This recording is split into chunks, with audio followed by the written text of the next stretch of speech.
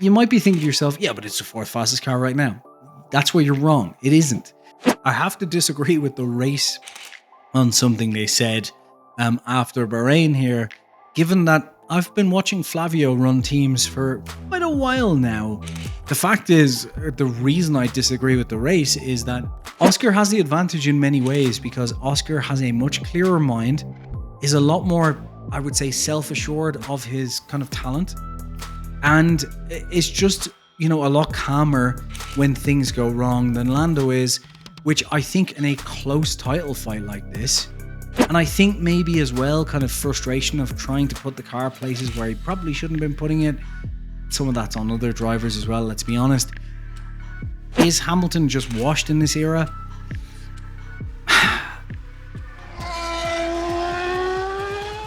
All right, let's see what the question we have today, straight from the Dino's mouth, is. Oh, hello, Bob. I see you, Bob. Miami GP, this is Miami the Grand Prix, said they'd see him, meaning Colapinto, in May. Doohan firing confirmed. Yeah, this is an interesting one. There's not a huge amount to say on this. We'll go through it relatively quickly. But essentially, Colapinto posted something, and the Miami Grand Prix said, "We'll see you in May," with a winky face to Franco Colapinto, who then responded, I think, or posted somewhere else, "I'll see you all in Miami," and then deleted the post. And I think Miami Grand Prix deleted it as well. And this has obviously caused quite a bit of speculation that Doohan will not be in the car in Miami. And why that's really interesting, other than the fact that Flavio likes to make quick decisions based on cash, is that Miami is actually when Doohan's contract is up. So Doohan's contract was a 6-race contract, which included Abu Dhabi from last season. Round 5, obviously the next one is in Saudi Arabia, and then we go to Miami. So round 5, Saudi Arabia is the last race that Doohan has under contract. So if they were going to switch him out, it would be at Miami unless they decide to extend it for another 6 races. And that is what's caused all of this kind of, oh my God, is this happening? So Colapinto playing into it, I don't know. Colapinto's a funny guy, so I think he would play into it anyway.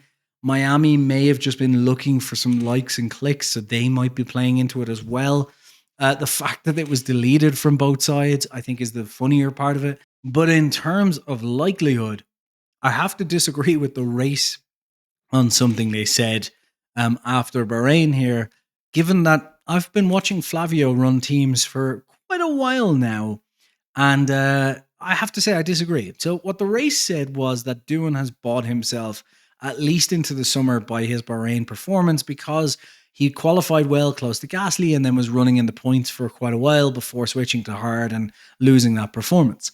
The fact is, the reason I disagree with the race is that Flavio doesn't care about ifs, buts, and whens or whose fault it was.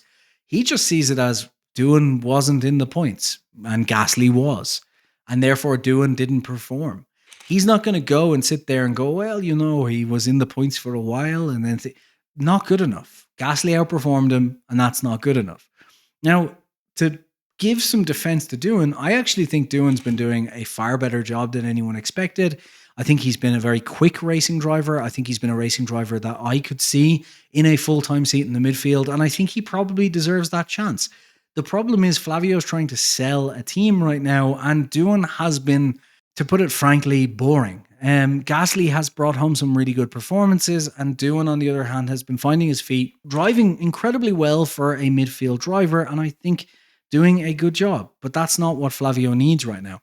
Flavio needs someone who's going to push Gasly to the bitter end. He needs someone who's going to bring money, and he needs someone who's going to cause a lot of attention and bring a lot of eyeballs off track as well. And just Doohan's not doing those things. And there's one driver who could do all of those things, and that is Franco Colapinto.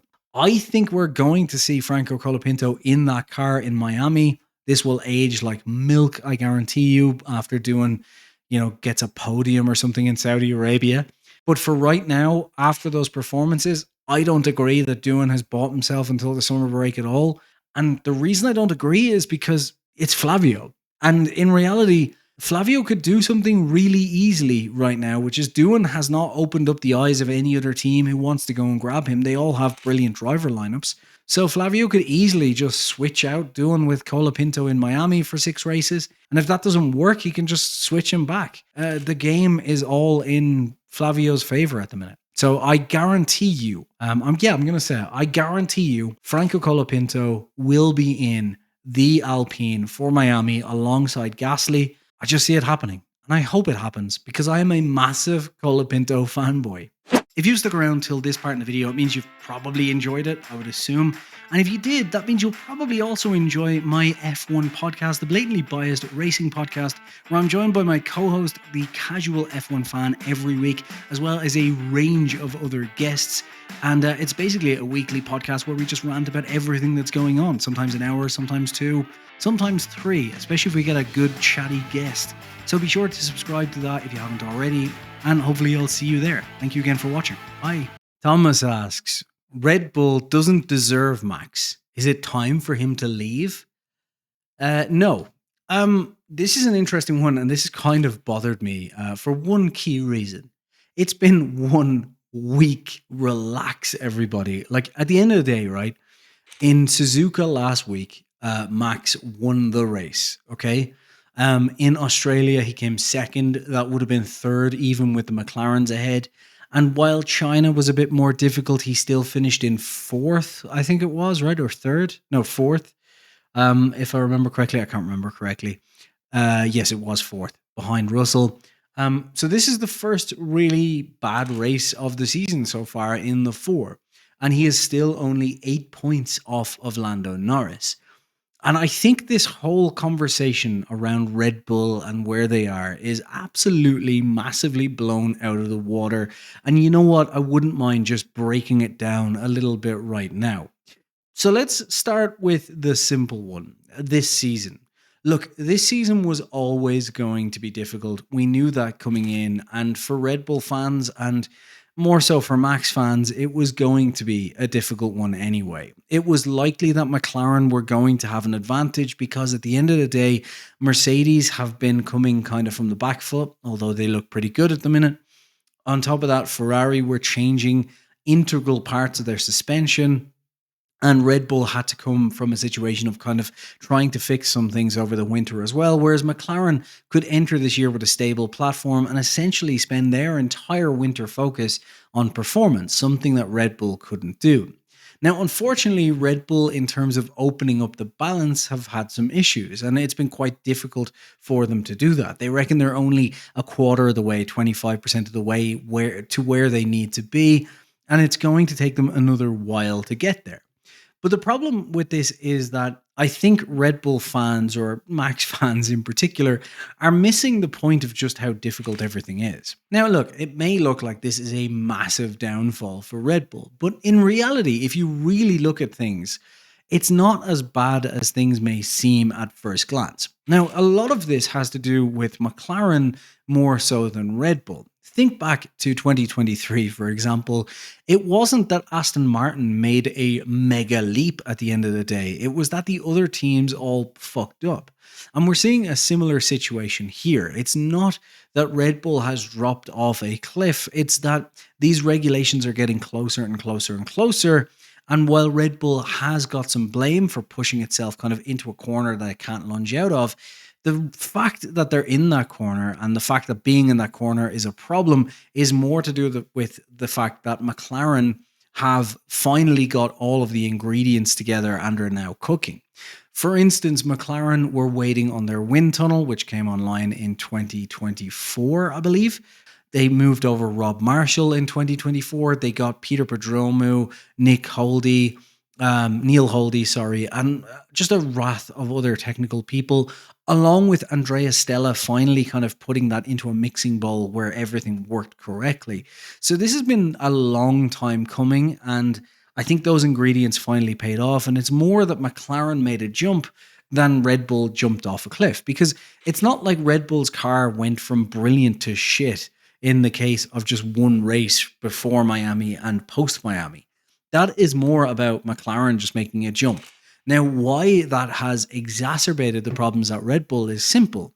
It has put Red Bull into a more narrow window because before then, they were 6 or 7 tenths ahead in race pace. That's insane. Like McLaren don't have that advantage this year. For example, they've got 2 to 3 tenths at most. So you're talking a huge advantage to where Red Bull were able to operate their car in a wider window and lose some of their performance in order to have that balance.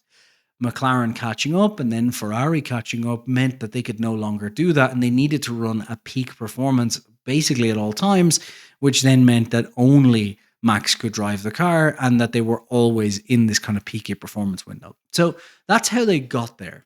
The problem that is going on now is that a lot of fans are shouting, well, why haven't they fixed this over the winter? Clearly they need to throw everybody out or Max needs to leave. And the problem with that is it's very short-sighted because in reality, to turn things around, they had one of two options. They could go slightly back and try and fix some of the balance while keeping the performance, which is what they've done essentially, and slowly try and build out the balance with the performance that they have, which again is what they've done. Or they could fix the balance and then go way back to fix the balance and then layer on performance again. If they did that, if they had have gone with a ladder of fixing the balance so that Max was nice and comfortable in the car and the car was easy to drive for the second driver, they would have a very well-balanced car, but a slow car, which is what happened with Mercedes and with Ferrari over the course of this regulation set. And if you don't believe me, go back and look at Mercedes and Ferrari. Now, Mercedes, I don't think have as good of an aero team as a McLaren or a Red Bull, but they're not by any means incompetent, and yet look at the massive step back they had to take in order to come forward again. So if Red Bull was to have gone and, figured out the mechanical platform and everything else in order to make a much more balanced car over the winter, there wouldn't be all these complaints of a car being tricky or understeery or oversteery right now. It would just be slow, and it would be the fourth fastest car at best on every weekend. And you might be thinking to yourself, yeah, but it's the fourth fastest car right now. That's where you're wrong. It isn't. It is the second fastest car at certain tracks and the fourth fastest car at other tracks. And that gives Max a fighting chance because what he can do, which is what he's been doing and why he's so spectacular, is that he has been performing when the car is second fastest. And in fact, he got the second fastest car to be the fastest car in Suzuka by putting a lap together when neither of the McLaren drivers could do that. He stayed on the back of Lando Norris and took advantage of Oscar going off in Australia once again in the second fastest car. And in China, when the car was the fourth fastest car, in my opinion, he still beat both of the Ferraris, and a lot of that again is down to Red Bull, but Max did the job that he needed to do, qualified well, and brought the race home in the fourth fastest car in third fastest, which is incredible. And here in Bahrain, in fairness to Max should have come home with a fourth place in the fourth fastest car, making him the third fastest once again of all of the teams, if that makes sense. So Red Bull should have come in fourth, which would have made them the third fastest in terms of teams because they should have finished ahead of Ferrari. Interestingly, that brings me to my key point here. Max has been extracting the maximum from that car, which means some weekends, fourth fastest, he's making it look like the third fastest car. And some weekends it's second fastest and he's making it look like the fastest car. And generally where Red Bull deserves a lot of credit is that they have been backing that up with operationally spectacular performances. And Bahrain, they had a shit show. Let's be honest here, they had a shit show. But if you were to go back and point out the amount of shit shows that Red Bull have had in the past 12 months since all of this really began, a little bit less, it's like 8-9 months now since Miami, there's been very, very few. And in fact, they have maximized every single weekend. And now I get to the final point of the question. Should Max leave? I don't think so. I think Max should leave at the end of 2026. But let's just, touch on the very first part of that before. Red Bull doesn't deserve Max. That I call bullshit on. Red Bull has done above and beyond what any other team would do for a driver. When they started losing in 2024 and McLaren were faster, they didn't go and try and win the constructors. They just put everything behind Max. Not many other teams would do that. They put everything behind him. The whole team rallied. They threw aside their problems. They threw aside the political issues. And they got behind Max. And now in 2025, they're in that situation once again. And what are they doing? They're not trying to kind of balance the car out and focus on the second driver. They are trying to put everything behind Max and then find a driver in Yuki, for example, who will be able to extract out of the second car and do as well as possible in the constructors. So Red Bull, very frankly, do deserve Max. And let's not forget that Formula One is a constructors championship first, and that means that in reality, it is 90% about the car. I'm sorry, but if Red Bull or if Max was in the Racing Bulls, he would not be fighting for a championship right now. You know, if Max had have gone to Ferrari or say McLaren in 2015, he would have all of 0 championships right now. And the reason for that is because the driver adds that final 10 to 20%. It's more at some tracks, less at others. But the team, the operations, and frankly, the car do the lion's share of the work. And that's just how it is. I think anywhere he goes for 2026 is a gamble. He can't go to McLaren, and even then, McLaren's a gamble. Now, you could argue that, and I wouldn't have argued this a while back, but McLaren could end up with the best engine in 2026 because unlike before, the customers have to get the exact same engine as the supplier at the exact same time with the exact same mappings. So Mercedes and McLaren will have the same engine in 2026. It's not like Mercedes will have a massive advantage there. And in terms of packaging and kind of building around that engine, you could say that McLaren are in a better position than Mercedes. Unfortunately, McLaren is closed off to Max at the moment. He's turned them down, and I think, why would they change? I know you could say, like, you always want a Max, but realistically, if they have a championship winning driver this year in either Oscar or Lando, then it doesn't make sense to switch over. The best bet for him to go to is Mercedes, which I would say is probably a better bet than Red Bull at the moment. But I think that's going to be a tough one as well, because at the end of the day, for Mercedes, that is going to mean giving up one of their drivers, which means likely giving up George. But I think that the bigger issue for Max going to Mercedes is that prick of a father, Jos Verstappen, who's not going to want a second driver who can challenge Max in any way. And regardless of which driver they give up, while Kimi might not be able to do that right now, he certainly will be over the years. And while he might not be as good as Max, because that's a high bar, Max being probably the best driver since Schumacher, he will certainly take points off him at certain weekends and make his life a little bit difficult at certain weekends, which Jos will not be happy about. So I don't know if Mercedes is a good fit. And I think that if you're Mercedes right now, as much as you jump at Max, it's a lot of money to spend when you clearly have a driver who can deliver a title anyway in George Russell, who has been doing spectacularly.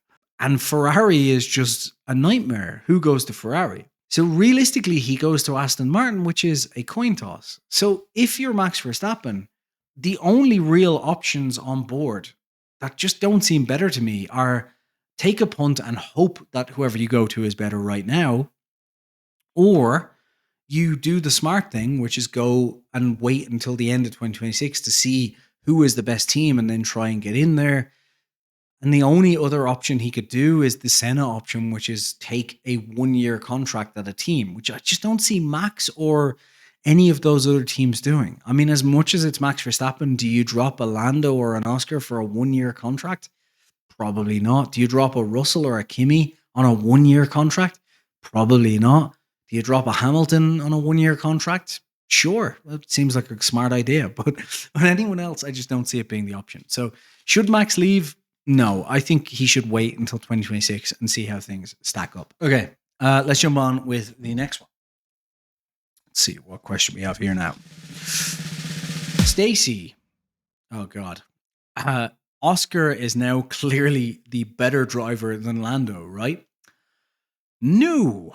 All right. Where do I start on this? Do I start by kind of giving the Lando excuses, or do I start by bashing Lando, or do I start with praising Oscar? Let's start with praising Oscar. That seems like a good place to start. Oscar's been spectacular so far this season, and it is now 2-2 in races. It is 2-2 in qualifying, and it is 1-0 in sprint in favor of Oscar. They have both been pretty much on par, and they have been swinging back and forth by kind of a tenth each in terms of their performances. Lando was a tenth or so faster, a little bit over a tenth, I think, faster in Australia. In China, then it swung to where Oscar was a tenth or so faster than Lando, and then it went back again for Japan. And then in Bahrain is kind of the outlier. So Bahrain is where Lando had a really messy qualifying session and Oscar was 5 tenths ahead. There is realistically a tenth or so in it between them. And I would say that is an amazing step up from Oscar. I think 2 things have happened here, to be fair to Lando. I think one is that Oscar has definitely stepped up his game and is clearly more comfortable with this car than he was with last year's car. And I also do think that some of this is just that Lando clearly isn't comfortable with the car. And I think we could see them getting like back and forth a lot over the season. But I think Lando probably is still the kind of faster qualifier over one lap. And if he gets comfortable with the car, we'll see that. But the fact is, Oscar has made a big step up. Like, we need to remember that Oscar was a tenth, 0.19 seconds off of, nearly 2 tenths off of Lando on average over the course of the entire season last year. And that meant that Lando comprehensively beat Oscar last year. It was 21-3 in qualifying sessions, which is just a whitewash. Like, that's, I think Stroll and Alonso is less, to put that in perspective. So, that was a big area of improvement that Oscar needed to make, and he's made it by the looks of it from the 4 races so far. And it was 16-8 in races. Oscar was a little bit closer to Lando in race form than he was in qualifying form, but it was still kind of 2-1 over the course of the season for Lando. So we've only had 4 races so far. And the fact is that, it's been pretty much even between the two of them. And Lando is winning in the standings. However, that wouldn't be the case probably if it wasn't for the mistake in Australia. And I know a lot of people will bring up, well, Lando made the same mistake. And I do agree with that. I absolutely do. I just think it's more costly for Oscar because he probably shouldn't have been racing in as deep as he did. And that's what cost him at the end of the day. And you got to give Lando a bit of credit because Lando was the one feeling out the track more so than Oscar, and he didn't go off like that. So you've got to give Lando a bit of credit there as well.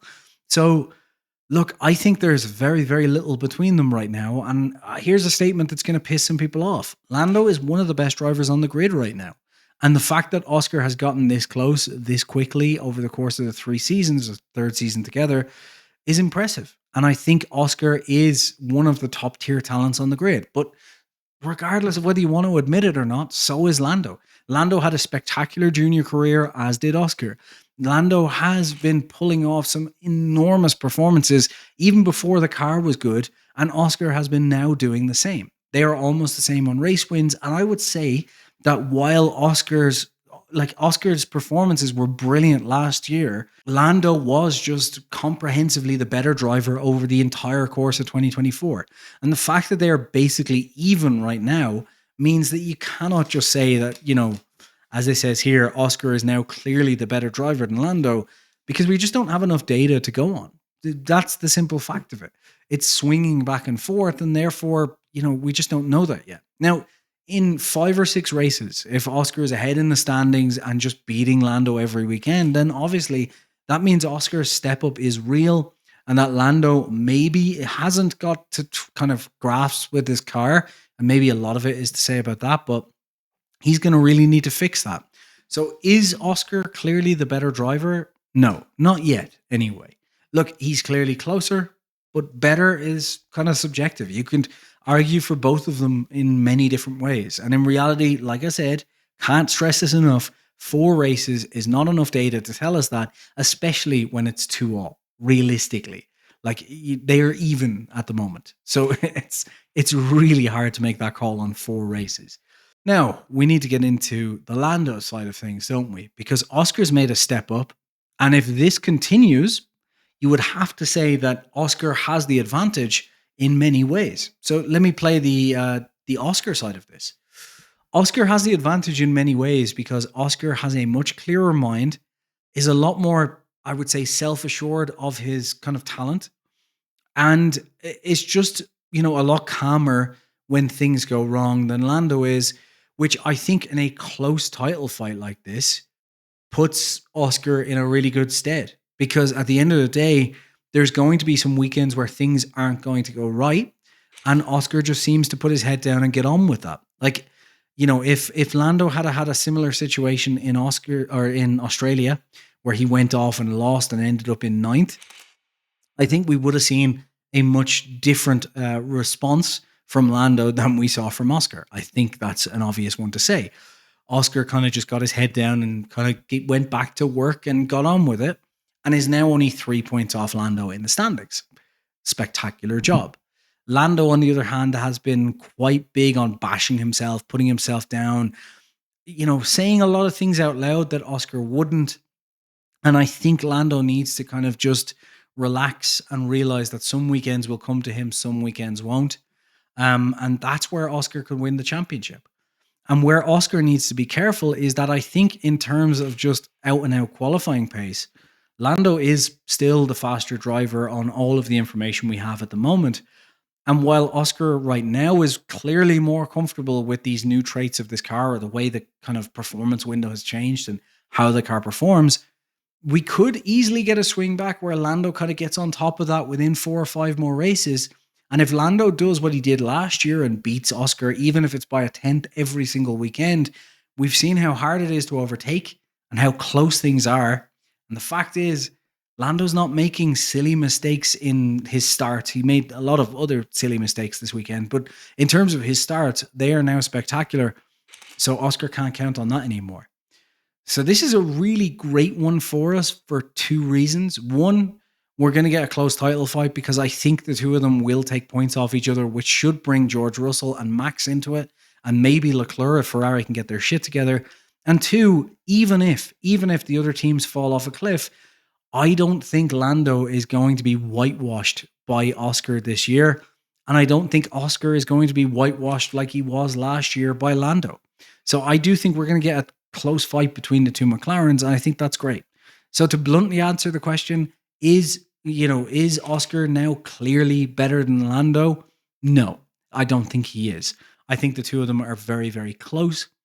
But does Lando need to watch out, and could he easily lose a championship if he doesn't get his head in the game? Yeah. And this whole thing could change very, very quickly. Like in 5 races time, I could be coming back saying, yes, Stacey, Lando is the worst driver. But for the time being, he's not. This video is brought to you by checkmythumbnail.com. And if you are a YouTuber, then you're going to enjoy this. If you're not, probably skip this part of the video. But essentially, checkmythumbnail.com is a location that you can go to on the World Wide Webs, which allows you to, check your thumbnail.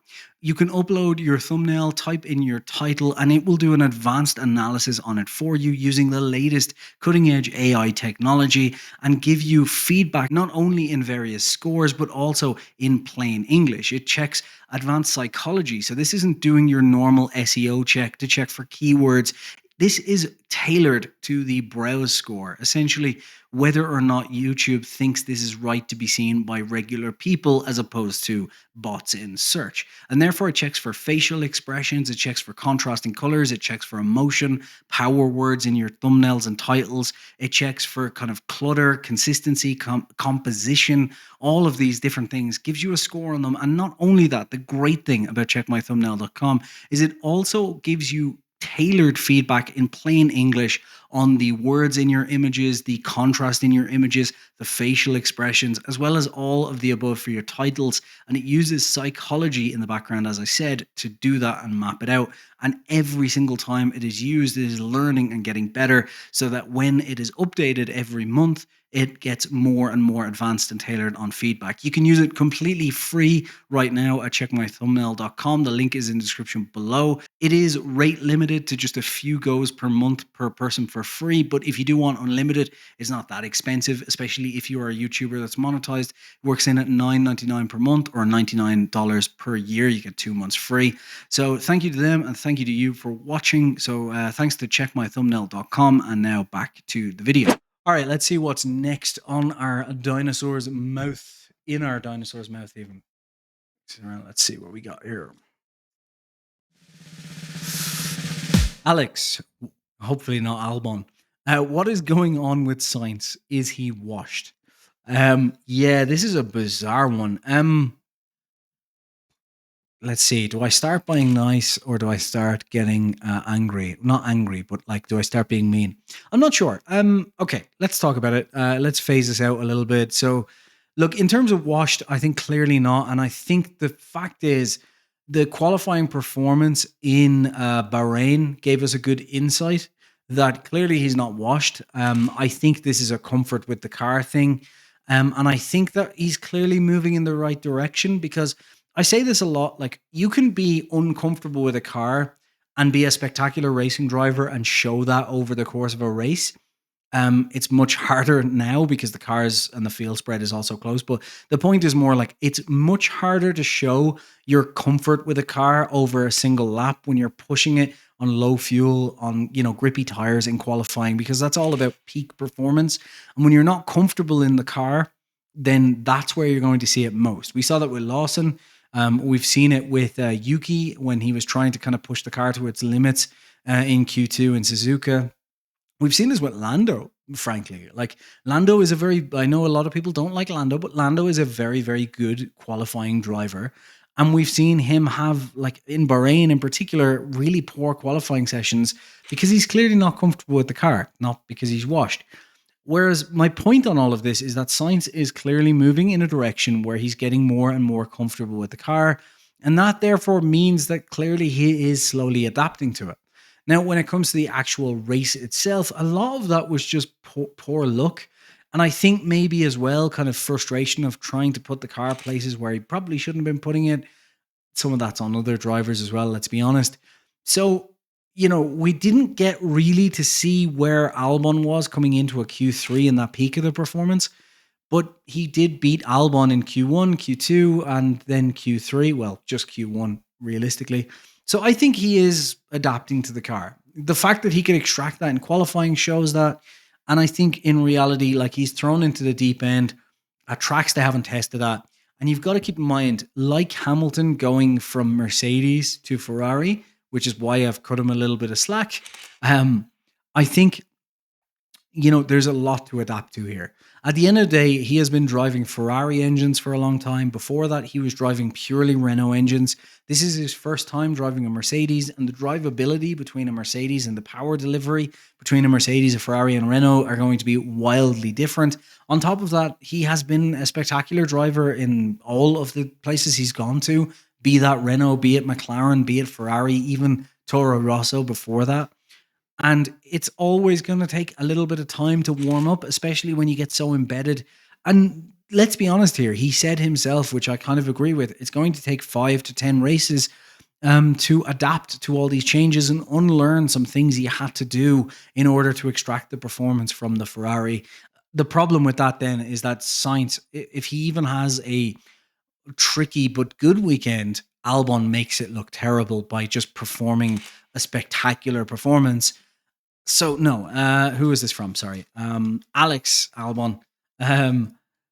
Is Sainz washed? No. I would say, look, this is all the kind of normal embedding, and I think the Bahrain qualifying was a highlight to show he's finally getting on top of that car.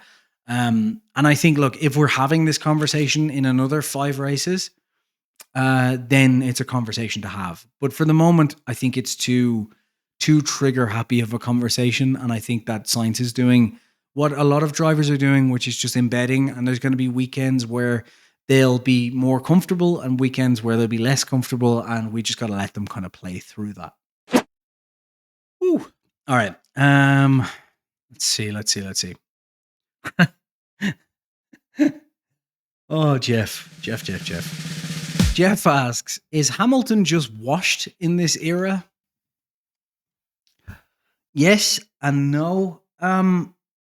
This Hamilton one's very strange. Like, there's a couple of things that are bugging me about this, right?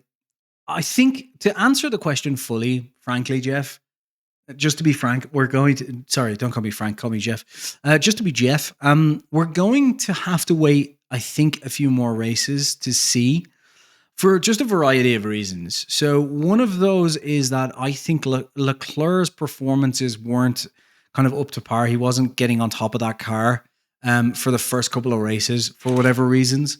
And I think that may have shown Hamilton as like slightly better than things were in reality. Just not in terms of Hamilton's performances, but in terms of how he compares to Charles Leclerc.